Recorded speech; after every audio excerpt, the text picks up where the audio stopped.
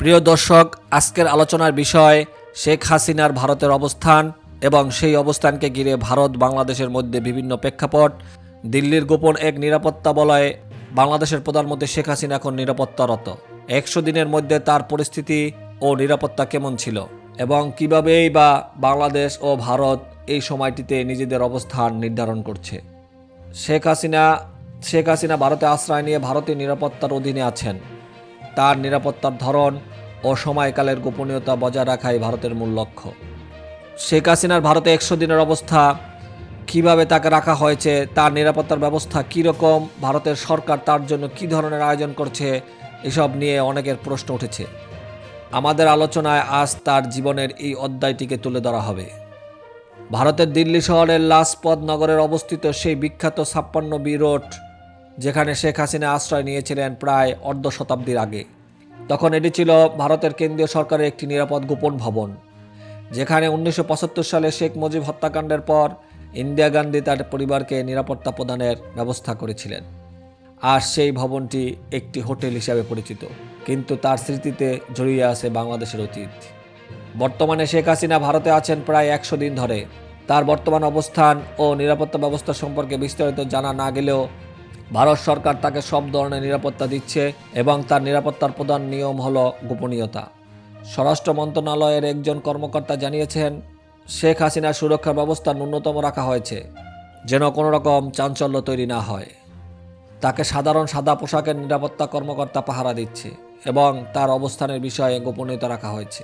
এদিকে অনেকেই প্রশ্ন তুলেছেন যে ভারতে অবস্থানকালীন সময়ে শেখ হাসিনা কতটা স্বাধীনভাবে চলাফেরা করতে পারছেন। ভারত সরকার তার গতিবিধি সীমিত রেখেছে। দর্শনার্থীদের সাথে দেখা সাক্ষাতের অনুমতিও সীমিত করা হয়েছে। তবে মানসিক সান্ত্বনার জন্য তাকে কিছু পুরনো পরিচিত জনের সঙ্গে দেখা করার সুযোগ দেওয়া হয়েছে। এর মধ্যে কংগ্রেস নেতা প্রণব মুখার্জির মেয়ে শর্মিষ্ঠা মুখার্জিও রয়েছেন, যিনি শেখ হাসিনাকে ব্যক্তিগতভাবে খুব কাছ থেকে জানেন এবং তার সাথে অনেক ঘনিষ্ঠ স্মৃতি জড়িয়ে আছে। এই সময় শেখ হাসিনার রাজনৈতিক যোগাযোগও কম নয়।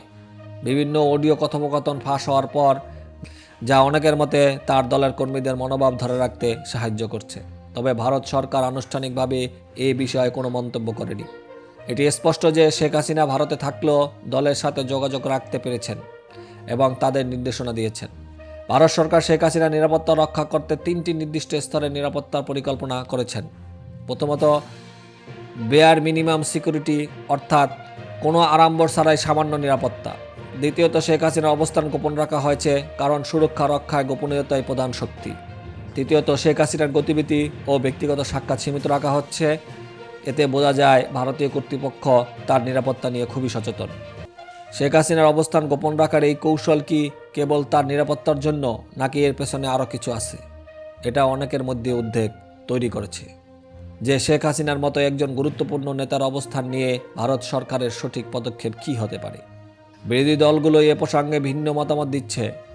এটি শেখ হাসিনার স্বাধীনতার উপর হস্তক্ষেপ। অন্যদিকে বিভিন্ন সূত্রের মাধ্যমে জানা গেছে শেখ হাসিনা ভারতে আছেন এবং তার অনেক ঘনিষ্ঠজনদের সাথে দেখা করার সুযোগ পেয়েছেন। তার নিকটজনদের সঙ্গে যোগাযোগ অব্যাহত রেখেছেন এবং ভারত সরকারও এই ধরনের দেখা সাক্ষাতের অনুমতি দিয়েছে। এটা ভারতের এক ধরনের কৌশল, যাতে শেখ হাসিনার অবস্থান পুরোপুরি নিরাপদ থাকে। শেখ হাসিনা যদি দীর্ঘদিন ভারতেই অবস্থান করেন, তাহলে এই অবস্থান বাংলাদেশ ও ভারতের সম্পর্ক কেমন হবে? শেখ হাসিনার ভবিষ্যতের রাজনৈতিক অবস্থান কতটা মুক্ত হবে, তা নিয়ে ভারত বাংলাদেশের উভয় দেশের জনগণের মনে নানা প্রশ্ন উঠেছে। ভবিষ্যতে শেখ হাসিনা কি ভারত থেকে রাজনীতিতে প্রভাব বিস্তার করবেন? এই প্রশ্নগুলো আজ আমাদের সবার মাঝে আলোচনার জন্ম দিচ্ছে। প্রিয় দর্শক, আপনারা কি মনে করেন, শেখ হাসিনার এই অবস্থান কি রাজনৈতিকভাবে বাংলাদেশের জন্য ভালো, নাকি এতে দ্বিপাক্ষিক সম্পর্ক আরও গভীর হবে? কমেন্টে আপনার মতামত জানান এবং আমাদের ভিডিওটি শেয়ার করে অন্যদের সঙ্গে এই আলোচনাটি ভাগ করে নিন। ধন্যবাদ আমাদের সঙ্গে থাকার জন্য।